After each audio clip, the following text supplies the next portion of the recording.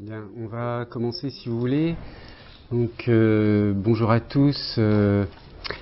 C'est évidemment impossible pour moi de commencer ce cours en poursuivant simplement celui de la semaine dernière. Vous le savez, le président de la République vient tout juste de s'exprimer ici même, à la Sorbonne, et de rendre ainsi hommage aux étudiants qui ont été les victimes des attentats, que certains d'entre vous connaissiez peut-être. Le président de l'université, dans un communiqué diffusé hier soir, a rappelé que notre rôle ici consiste avant tout à poursuivre nos missions d'enseignement et de recherche, qui sont la raison d'être de l'institution universitaire et constituent en eux-mêmes une forme de réponse à tous ceux qui veulent atteindre, d'une façon ou d'une autre, la liberté de penser, de parler et d'agir. Dans ces circonstances, je crois qu'il est de mon devoir de commencer le cours en parlant de ces événements, au moins pour deux raisons. D'une part, comme tout professeur, qu'il soit professeur des écoles, des collèges, des lycées ou d'universités, je crois nécessaire d'assumer un rôle de médiation auprès des générations plus jeunes que la mienne. C'est d'ailleurs une des grandes noblesses de ce métier. Mais d'autre part, je pense aussi que j'ai un devoir en tant que professeur de linguistique, c'est-à-dire comme spécialiste des questions de langage, et donc, pour employer la formule de Foucault, comme intellectuel spécifique.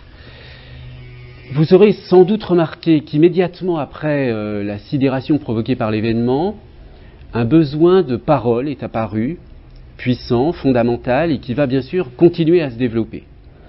Il est vital pour les êtres humains que nous sommes, que nous parlions de ces événements, de cet attentat, de ces attentats. Vous allez vous-même dire un certain nombre de choses, et vous allez en entendre encore plus. Au plan politique, la question du langage est également cruciale, en relation bien sûr avec la dimension pratique, celle des actes, des décisions. L'une des premières décisions du président de la République a été de choisir le mot « guerre » pour désigner la situation dans laquelle nous sommes actuellement. Décision dont on peut penser ce qu'on voudra, mais qui incontestablement montre bien que dans cette situation si grave, des décisions importantes doivent être prises qui placent au centre la question du langage. Je pense donc que nous, linguistes, je veux dire nous les professeurs et vous, les jeunes chercheurs, nous avons dès maintenant un rôle important à jouer pour contribuer à faire en sorte que ce qui se produit autour de nous en matière de langage soit un peu compris, pour aider autant que nous pouvons le faire notre entourage, nos amis, nos concitoyens à prendre du recul, de la distance à l'égard de ce qui se dit, à l'égard de la façon dont se formule ce qui se dit.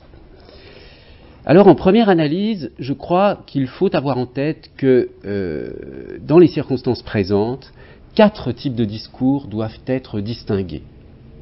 Alors, c'est une grande simplification par rapport aux typologies de discours qui peuvent exister, mais c'est une sorte de kit de survie, si vous voulez. 4 types de discours, donc, le discours émotionnel, le discours référentiel, le discours d'opinion et le discours de dialogue.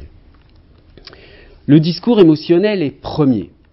C'est celui du deuil, de la peine, de la plainte, de la compassion, mais aussi de la peur, de la haine réactive. Il faut accepter de l'entendre, cette plainte, cette douleur, et ne pas trop se presser de la faire taire pour tourner la page. Je vous renvoie sur ce sujet au beau livre de Michael Fossel sur la consolation qui est apparu cette année. Ce discours émotionnel, donc, est centré sur celui qui parle, le locuteur, peu importe à qui il parle au fond, bien que certaines écoutes soient plus réconfortantes que d'autres. Ce discours n'est pas susceptible d'une analyse qualitative, sauf à la rigueur sur le plan de la sincérité de l'émotion véhiculée. Ce que je veux dire, c'est qu'il n'y a pas de bon ou de mauvais discours émotionnel. En revanche, le discours référentiel est passible d'une analyse qualitative, car il a pour vocation de décrire la réalité, autrement dit, de dire ce qui s'est vraiment passé, ce qui a eu lieu. Un bon discours référentiel est donc un discours qui décrit fidèlement la réalité en s'appuyant sur des faits vérifiés. C'est un discours soumis à ce que Pascal Angèle appelle la norme du vrai. Les principales difficultés de ce type de discours sont d'une part qu'il se transmet presque toujours de deuxième ou de troisième main, à partir des sources policières, c'est ce qu'on appelle une connaissance déférentielle ou par déférence, donc il est toujours susceptible d'être déformé, mais aussi, d'autre part, qu'en dépit de sa fonction référentielle, il ne peut jamais être dénué d'une forme ou d'une autre de subjectivité.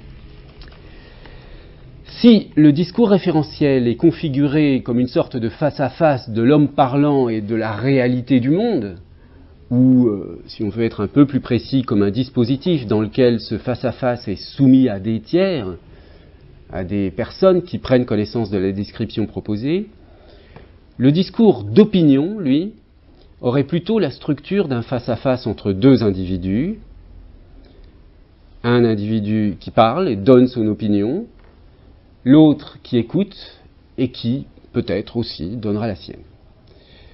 Ce type de discours peut ou non s'appuyer sur les précédents, le discours émotionnel et le discours référentiel, mais il doit en être rigoureusement distingué parce qu'il possède des objectifs complètement différents. La principale question qui se pose ici, je crois, c'est celle de savoir s'il faut entendre toutes les opinions, même les plus extrêmes.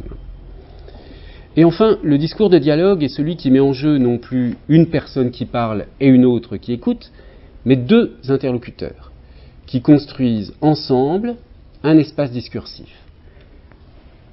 Si le discours d'opinion est centré sur le locuteur, celui qui parle et dit ce qu'il pense, le discours de dialogue est centré sur l'autre, sur la locutaire, sur le souci de la compréhension de ce que l'autre dit.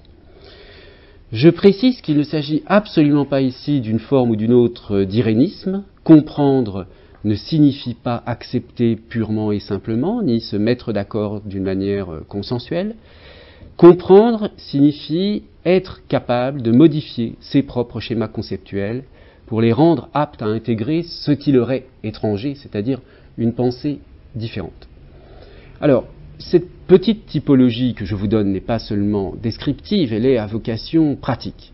Parce que dans les débats qui vont avoir lieu, dans les discussions que vous allez avoir avec toutes sortes de gens, dans ce que vous allez entendre à la radio, à la télévision, ce que vous allez lire sur Internet, vous verrez se mêler ces types de discours, et je pense qu'on gagne en compréhension globale de ce qui est en train de se passer, en ayant à l'esprit qu'il ne faut pas mélanger les plans, que quelqu'un qui parle en prétendant dire ce qui s'est passé ne parle pas de la même façon que quelqu'un qui parle pour dire une opinion sur ce qui s'est passé, etc., etc. Donc ces types de discours sont souvent mêlés, et je crois, c'est la raison pour laquelle il m'a semblé utile de vous présenter cette toute petite typologie.